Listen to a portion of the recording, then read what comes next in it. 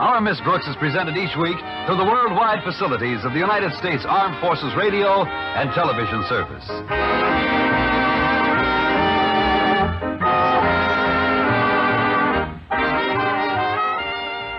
Yay! Cue music. Yay! All right.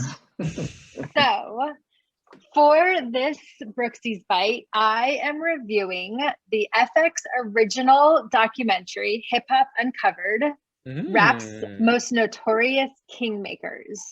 Wow, and we're going in a different direction. I love it. I love it. So there's only 2 episodes that have aired so far. I believe it is a 6-part series. It's a 6-part docuseries. So we're 2 episodes in. So I'll just read you the little blurb about it.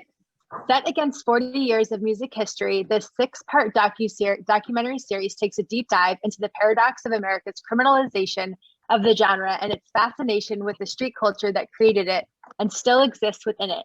Instead of telling the story of hip-hop from the top down, Hip Hop Uncovered tells the story from the streets up, as it reveals the untold story of how America's streets helped shape hip-hop culture from an expression of survival and defiance into music's most dominant genre. Wow. So, deep. That is what it's about. Here is a fun nerd tie-in fact. It is from the executive producer, Malcolm Spellman, who also produced, wait a minute, I have it written down, hold on. Who also produced The Falcon and The Winter Soldier. Nice. Thank you. Up to date reference. Research. Nice. Yes. So it was very interesting to me. Again, it was only like 2 episodes in. So there are 5 kind of main characters that they're talking about so far. So we have Big U. Big U. He's from South Central. Hold on, now I gotta get the cast. So he's from South Central. And he jump-started the career of a bunch of people, including Nipsey Hussle. Then next is Aunt Deb. She is from Queens. She is labeled a pit bull in a skirt. I kind of like that description of her. She jump-started the careers of Nicki Minaj, French Montana, and she is Waka Flocka's mom. She definitely doesn't play. Yeah. And then there's Bimmy, who is New York's godfather of hip hop, and he is Aunt Deb's brother. Then there is Trick Trick. He is from Detroit, and he jump-started Eminem's career. Then there's Haitian Jack. He is from Brooklyn, as you would imagine. His mother worked for Papa Doc in Haiti, and he actually lives in Haiti because he was deported. Because he was part of a lot of violence. Murders and violence. So he talks about it. He will literally say oh, I put holes in this person. When he's talking about it, he's I put holes in this person, blah, blah, blah. There's a lot of theories around him organizing Tupac shootings. I remember hearing about him. When I was watching this, I wanted to watch it anyways, but the part that I thought was fascinating was when they were talking about Haitian Jack. I was oh, Tupac has talked about him in a lot of his songs. So I thought this was really interesting because it's a lot of kind of the underground part of hip hop, a lot of the stuff that's not mainstream, not really what's talked about, but that if you're in the industry, everybody knows about. So even I remember listening to the Breakfast Club at one point, and they were talking about going to Detroit, and they were everybody knows that if you go to Detroit, you have to check in with Trick Trick. Everyone knows that. So it's kind of that. It's kind of like that. If you don't, if you come to LA, you have to check in with Big U, stuff like that. So I don't know. There's a lot of a lot of kind of what their on the record careers is I'm trying to remember. They have official titles, but mostly it's the stuff in the background that you can't talk about. Like that's kind of what they're known for. So I was going to ask you a question. What high-profile artists did they get to actually come on air and talk about these folks, if any? T.I. was one of them, actually. T.I., actually, okay. Yeah. So, but mostly it was just interviewing them. So far, it's kind of interviewing the main characters, talking about their background, their upbringing, and like just, you know, a couple of things from the present day, but mostly like still in their backgrounds and their upbringing. Gotcha. Who was the one from Detroit? I've never heard of Trick. Yeah, who's that? Was he part of like the whole what was Eminem's crew? He's not like part of Eminem's crew, but he he established Eminem. Like you can't become an artist, a well-known artist from Detroit unless you go through Trick. Gotcha. Wow. Yeah. He's like the godfather of Detroit. The old mafioso protocol. Yeah, they kind of Kansas City. You got to kiss the rings of this family before you can start making money. And interesting. Wow, yeah, and this is what FX put this together? Mm-hmm. Wow. Yeah. Interesting. So I highly recommend it. Very interesting. A lot of behind the scenes knowledge. And there are 4 more episodes to be released. How long are the episodes? An hour. Okay. Yeah. So do you think it's going to go anywhere like spicy? I do. I think, because I mean, they already was talking about like, Haitian Jack is already very much like, I kill people. Yeah, he's the one that's really, I'm surprised. Well, then he's not in the state, so they can't, unless, Haiti deports him, which is not, extradites him, which is not going to happen. Mm-hmm. I don't think that'll happen. Yeah. But he still has connections of people that he doesn't want them getting caught in a case, so he's got to be careful what he says, too. Yeah, that's true. Interesting. Yep. Yeah, but this is another way to bring in cash. I mean, this is a way to... It is money making to put out these shows. Hip hop just went nerdcore. Hey, we got the guy from Winter Soldier and Falcon doing this. Interesting. Yep. Yeah, and they interview Malcolm Spellman. There's a couple of other people that they interview and talk about, but those are like the main characters, the people that I just mentioned. Yeah, I'm looking at it right now. 6 parts. Yeah. Yep. Highly recommend. Very interesting. You guys should all watch it. It's well done. And it's interesting because it's kind of, I feel like it's they're making a topic that people know about, but don't know about more mainstream. Yeah, you don't know the behind the scenes players. You know the big faces, the names, the stars. You don't know the people who built the structures underneath them, and especially when some of these artists throw out these guys' names in their songs, and your daughter is rapping along, "Hey, Haitian Jack, blah blah blah," having no clue who she's referencing. Yep. Or Aunt Deb. That one I didn't know either. Auntie Deb. Aunt Deb. Queens. She looks like I remember hearing the first, like, from what she looked like, and then somebody telling me like, oh, like that's Waka Flocka's mom, and I'm like, oh, she likes dudes.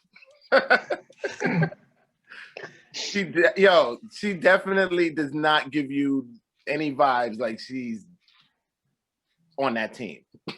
She has to, present a certain image. She was talking about one story when she was like young, growing up in Queens, and her dad was like a big time heroin dealer, and she was like super young and didn't know like what heroin was. Obviously you just don't know what it is. Mm-hmm. And so she, like, I guess got into her dad's heroin stash and like rubbed it on her. And then was overdosing at like the age of like 6 or 7 and had to be taken to the hospital. And like, they were like, and then they were like, okay, you're, saved her. And then like took her back to her parents. Like, okay, your daughter's done overdosing from heroin. You can have her, here you go. You can have her back now. Oops. Sorry, guys. Yeah. But I don't know. Again, super interesting. Lots of good behind the scenes stuff. Highly recommend the documentary. Put it on my list. You should watch it. This age of hip hop, like hip hop commercial commercial hip hop era is filled with a lot of like drugs and actual violence and a lot of dirty stuff in the background. Like like when people talk about the directions that hip hop has taken and like, you know, the violence and the drugs that they promote and this, that, and the other, a lot of that stuff was really actually going on in the industry. Yeah, just talking about actually what was going on. It wasn't making stuff up. And funding these guys to the industry. Yeah. Those record labels was really built on a lot of drug money. And capitalism went, oh yeah, we can take care of that. We love that. Yeah, because it looks familiar. That's right. It's like we understand this culture. Yeah. We get it. Now let's put it in your kids' commercials. True. I'm interested to see if they talk about 50 Cent at all in this, because she's got to come up somehow, but maybe not. I don't know. And even the people who was behind 50 Cent, like, yeah, definitely like Supreme, like those were literal drug lords in New York. Yeah. The cats who was behind, who fronted the money for Murder Inc. Mm-hmm. Drug lords, criminals, like that. The cats in that drug ring that they broke up. The B. The one with Casanova, is it? No. That big. I mean, it was years ago, but like Big Meech and them, like Oh yeah. That drug cartel, like, yo, they were fronting. They were definitely like their money was in half of hip hop. Yeah. Yeah, I mean NWA. I keep thinking Brooks is on the Titanic because she's just slowly. The camera. I'm sorry. I had to bring it up. I was laughing. Well, if we see a guy behind her start playing violin, then we know. By the way, Aunt Deb was in Love and Hip Hop. I just noticed that looking her up. She was.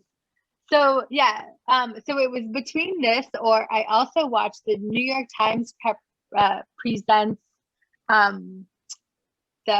can't remember the title of it, but the Britney Spears documentary. Oh, I also watched that one. I've heard a lot of people talking. I heard about it. I didn't Breaking bother doing Britney. research. Yeah. What was that about? Maybe I'll have to talk about it next time. I don't know. Do we have time, Mike? Didn't she just win her independence? Like her dad lost the ability to control her money. Yeah. Her dad. So after her like meltdown, which was captured and everybody saw, they put her on like a 5150, and based off of that, her going to the hospital, they were allowed to her dad asked for her to be placed under his conservatorship. I think that's how you say it. And that has now lasted for 12 years. So it's like, which is like so unheard of. And they were interviewing a lot of lawyers that were saying, like, generally speaking, you have to have like an inability to like function to be placed on a conservatorship for that long. But they even like in the legal court documents, they call it a business. So it's basically like, they're not, it's Britney's dad. And he's saying the business of Britney Spears, like not even, my own daughter and her personal well-being. It's basically like the business. And it's saying like, they don't believe that she can control her business. And so that's why they need to step in. So she was saying, well, let's get another business entity that I trust that's not my dad to step in and help take care of the conservatorship. And the judge had been saying no. And then after this documentary aired, they had another court date, and the judge approved it finally. And so her dad can now no longer make decisions for Britney Spears. So he was making decisions like, you have to do this tour, you have to do this appearance, you have to do all of this stuff for money. And so like at one point they were, she was supposed to do another residency in Las Vegas. And she like, it's this whole big show, and she walks out and she's supposed to like, announce the residency and like talk about whatever, all the upcoming stuff. And she just like walks out and like looks around and is like, nope. And like keeps walking to the car. Cause she's like, I don't want to do it. Like, I can't do it. I don't want to do it. Cause it's not something she wanted to do. It's something her dad set up. Cause her dad can set up like whatever appearance that he wants. Yeah. He was basically controlling her top to bottom. Yeah. So the other thing that was trending with her was people owed her apologies. There was like, I don't know. Well, I think the assumption that, especially in that time, that as a pop star and as a person, people were using her and using her image and using her, even as she was going through her breakdowns and all this, and people were just using that as content, as entertainment, and that basically all of these companies and individuals around her, like Justin Timberlake and all that, who had access to her, really should be like, look, we really should have treated you better, and we are sorry, and we failed you. Gotcha. Yeah. But that hasn't changed. We still like the public still. Didn't he just give some weak apology recently to Britney and to Janet? To both of them. Yeah. But I mean, it's like showing an interview of her, of Britney Spears on Star Search. That's what it's called, right? Star Search at the age of 10. And Ed McMahon is like, do you have a boyfriend? And she's like, no. And he's like, do you want me to be your boyfriend? Like, how fucking creepy is that? Yeah, those so really disgusting. creepy talk show guys. Yeah. Yeah, and he's a very popular talk show guy. Shit. And people are asking her at the age of 15, are you a virgin? What's your status? Like, that's just like to think about all that she had to endure and go through. And she was really like the first person to have that was like on that level, on that type of stage. And she didn't have any parents protecting her. And her dad did nothing. Her dad and her. Yeah, go ahead. Yeah, her dad did nothing. I think her mom, like, you know, not to like take any blame away from her mom, but I think her mom was more just trying to like help her and support her. And like her dad was supposed to be her manager, and her dad was supposed to like help with that, to, you know, say like, don't ask if my daughter's a virgin, don't talk about all of those things. It's nobody's business. Like, I just can't imagine, you know, at the age of 15 having to talk to like millions of people about my sex life and my virginity, and like it just seems so, I don't know, like wrong, perverted. Wrong.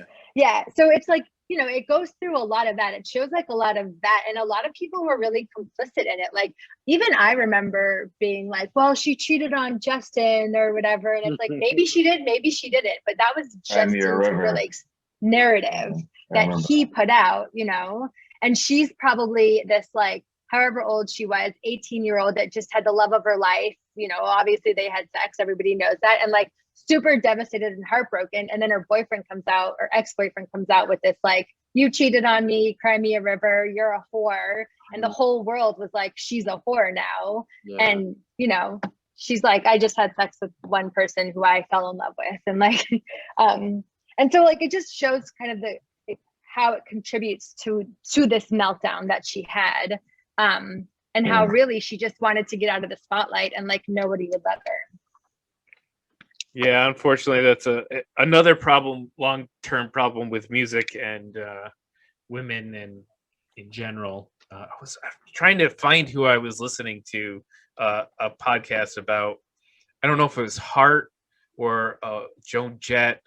I'm really blanking on exactly who it was, but they went through a lot of shit just being. Nobody was actually trying to protect them as people. They were using them as product and driving them around and forcing them into bad contracts and using them. And it just I'm sure it happens quite frequently. So pretty par for the course. Yeah. Unfortunately. All right. Whew. Well, that was a great way to end the conversation. 2 for 1, you guys. 2 for 1. 2 for 1. Thank you, bro. Yeah, those are definitely interesting ones we gotta bring on. We should have a conversation about some of these things, just like the Tiger Woods documentary that James watched. That's a great one. I encourage everyone to watch that one. Like Brooks, you mentioned the early videos of Britney and Ed McMahon. There's some interesting videos of young Tiger And even his dad wasn't there to protect him, and he's getting asked all these questions. And this guy should be learning like basic arithmetic, and instead he's already getting. It's interesting stuff. Yeah, and you wonder what happens to these kids, how they turn into weird teenagers and 20-somethings, and they're causing issues, and they're having breakdowns, and they're high, doing all this stuff. Yeah. Our Miss Brooks is presented each week through the worldwide facilities of the United States Armed Forces Radio and Television Service.